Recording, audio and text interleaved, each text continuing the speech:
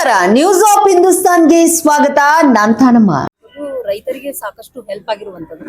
ಇವತ್ತು ಈ ಇಂತಹ ಸಹಕಾರಿ ಬ್ಯಾಂಕ್ಗಳು ಮತ್ತಷ್ಟು ಈ ಬ್ಯಾಂಕ್ಗಳಿಗೆ ಸಹಕಾರಿ ಸೊಸೈಟಿಗಳು ರೈತರಿಗೆ ಬಹಳಷ್ಟು ಅನುಕೂಲ ಮಾಡಿಕೊಡುವಂತ ರೀತಿಯಲ್ಲಿ ಕೆಲಸ ಮಾಡ್ತಾ ಇದಾವೆ. ಎಲ್ಲಾ ಜನರು, ರೈತರು ಎಲ್ಲರೂ ಸೇರಿ ಈ ಸಂಘಗಳಲ್ಲಿ ಭಾಗವಹಿಸಕತ್ತಾರ. ಅದೇ ರೀತಿ ತಂದೆಯವ್ರದ್ದು ಕನಸು ಏನಾಗೈತಿ ಅಂತಂದ್ರ ರೈತರು ಸಾಲ ತಗೊಳ್ಳುವಂತವ್ರಲ್ಲ, ಸಾಲ ಕೊಡುವಂತವ್ರಾಗಬೇಕು.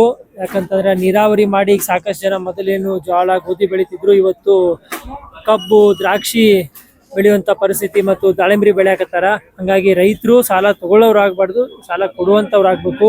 ಅದೇ ರೀತಿಯಲ್ಲಿ ಹೈನುಗಾರಿಕೆ ಮಾಡುವಲ್ಲಿ ತಂದೆಯವರು ಪ್ರೋತ್ಸಾಹ ನೀಡಲಕತ್ತಾರ. ನಮ್ಮ BLD ಸಂಸ್ಥೆಯಿಂದ ನಾವೊಂದು ಬೆಂಗಳೂರಿನಲ್ಲಿ ಉನ್ನತ ಮಟ್ಟದ ಒಂದು ಸಂಸ್ಥೆಯನ್ನು ಕರ್ಕೊಂಡ್ಬಂದು ರೈತರಿಗೆ ಟ್ರೈನಿಂಗ್ ಮಾಡಿ, ಈಗ ನಮ್ಮ ಕುಮಟೆ ಮತ್ತು ನಾಗರಾಳ ಗ್ರಾಮದ ಕೆಲವೊಂದು ರೈತರು 4ರಿಂದ 5 ಎಕರೆ ಒಳಗ 1 ರಿಂದ 1.5 ಲಕ್ಷ ರೂಪಾಯಿ ತಿಂಗಳ ತಗೊಳಕತ್ತಾರ.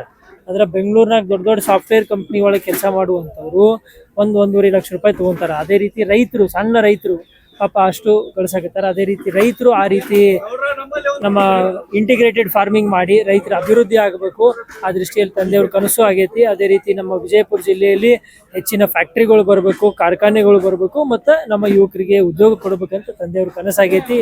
ಕೆಲವೇ ದಿವಸದಲ್ಲಿ ಸುಮಾರು 5 ರಿಂದ 10 ಫ್ಯಾಕ್ಟ್ರಿ ವಿಜಯಪುರಕ್ಕೆ ಬರೋದ್ರಿಂದ ಸುಮಾರು 5 ರಿಂದ 10 ಸಾವಿರ ಜನಕ್ಕೆ ನೇರ ಉದ್ಯೋಗ, ಒಂದು 5 ರಿಂದ 10 ಸಾವಿರ ಜನಕ್ಕೆ ಇಂಡೈರೆಕ್ಟ್ ಎಂಪ್ಲಾಯ್ಮೆಂಟ್ ಸಿಗುವಂತ ಕೆಲಸ ತಂದೆಯವರು ಮಾಡಿ ಇಲ್ಲೇ ವಿಜಯಪುರಗೆ ಮಾಡಾಕತ್ತೀವಿ. ಇಲ್ಲಿ 10 ಗ್ರಾಮ ಏನು ನಿಡೋನಿ, ಅರ್ಜುನಗಿ, ನಾಗರಾಳ ಮತ್ತು ಬಾಬಾನಗರ, ಬಿಜ್ಜರ್ಗಿ, ಈ ರೀತಿ 10 ಗ್ರಾಮ ಫಸ್ಟ್ ತಗೊಂಡೇವಿ.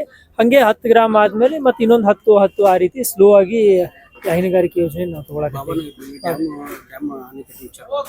ತಂದೆಯವರು ಒಂದು ಈ ಬಾಬಾನಗರನಾಗ ಒಂದು ಬೃಹತ್ ಅಣೆಕಟ್ಟನ್ನು ನಿರ್ಮಿಸಿ, ಅಲ್ಲಿ ಏನೈತಿ ಈಗ ಹೆಂಗೆ ನೀರು ಬಿಡ್ತಿರ್ತಾರೆ ಮಳೆಗಾಲದಲ್ಲಿ, ಆ ರೀತಿ ಸಮರ್ ಟೈಮ್ನಾಗ ಸ್ಟೋರೇಜ್ ಮಾಡಿ ಆ ಟೈಮ್ನಾಗೂ ನೀರು ಬಿಡ್ಬೇಕಂತ ಹೇಳಿ ತಂದೆಯವರು ಒಂದು ಬಾಬಾನಗರನಲ್ಲಿ ಬೃಹತ್ ಡ್ಯಾಮಿನ ಯೋಜನೆ ಹಾಕೊಂಡಿದ್ದಾರೆ.